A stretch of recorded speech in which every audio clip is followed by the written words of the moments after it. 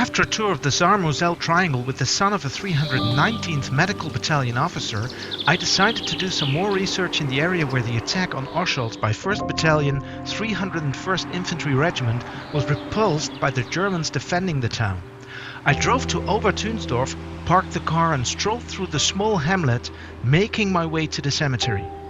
Though many of the graves are from recent date, there are some old graves with monumental headstones that were there back in 1945.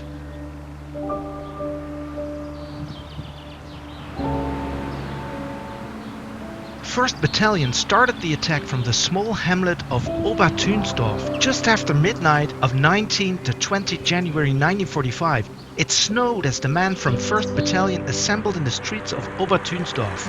At 2400 hours sharp, the men moved out, passing the small cemetery where the marble headstones and statues stood in grotesque angles as a result of artillery shelling.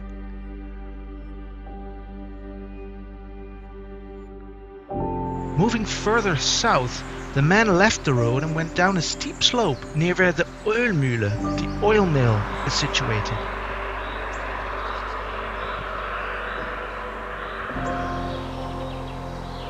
And from there the men entered the Tsarburg forest, which was the no man's land between the 94th Infantry Division outpost line of resistance and the German lines, paralleling the Oberleuken-Orscholz road further north. Slowly the men made their way through the forest, which took the most of the night. The Tsarburg forest was a planned growth forest where all trees were planted in symmetrical rows. As the forest was extremely dense, the column proceeded along the fire breaks and trails that cut the wood.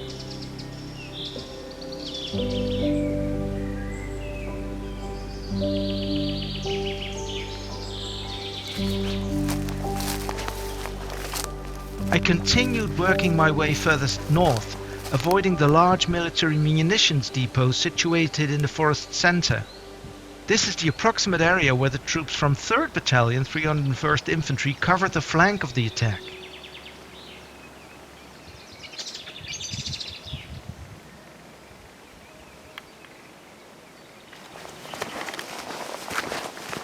Like 1945, the forest is still extremely dense and dark in some areas.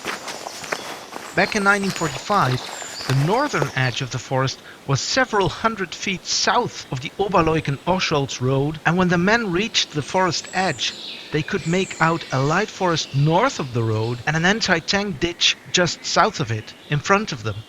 And to their right, the anti-tank defenses continued in the form of the infamous Dragon's Teeth, running south through the snow-covered and open fields. Nowadays you can walk a section of the Dragon Teeth directly southeast of Orscholz, and a path of remembrance leads the modern-day tourists past some of the bunkers where men from Company B, with elements of Companies A and D, 301st Infantry, attached engineers and artillery observers, cut off from the rest of their battalion, organized a desperate defense before they were taken prisoner by the Germans. Especially during the summer, it is hard to imagine the horrors these men faced, surrounded and pinned down by German machine gun fire in the snow-covered and wind-swept open fields southwest of Orscholz. The open field that was crossed by 1st Battalion. The stables of the horse farm and parts of the woods behind it were open fields back in 1945. After walking back to Obertunsdorf, I took the car and studied the southern approaches to Orscholz. Hilly and open terrain, gently sloping up towards Orscholz, was the perfect location to position anti-tank defenses and pillboxes connected with fighting and communication trenches. The German defenses utilized the natural terrain to the max.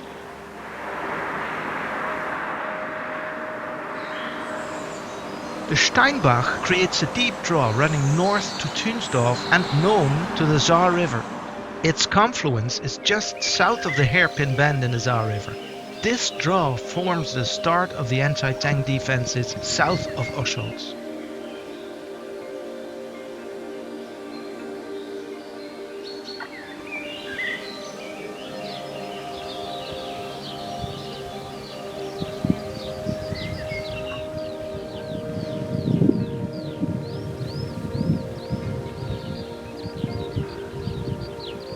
just south of Orscholz, in the forest near the cemetery, more remains of German defenses can be found.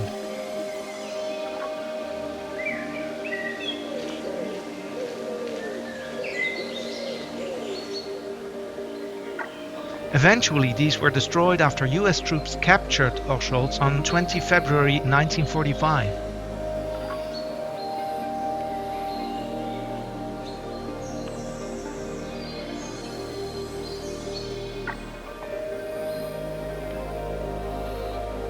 In those fateful days, a month earlier, some 230 officers and men were taken prisoner by the Germans. For them, a long period of suffering as German POWs started.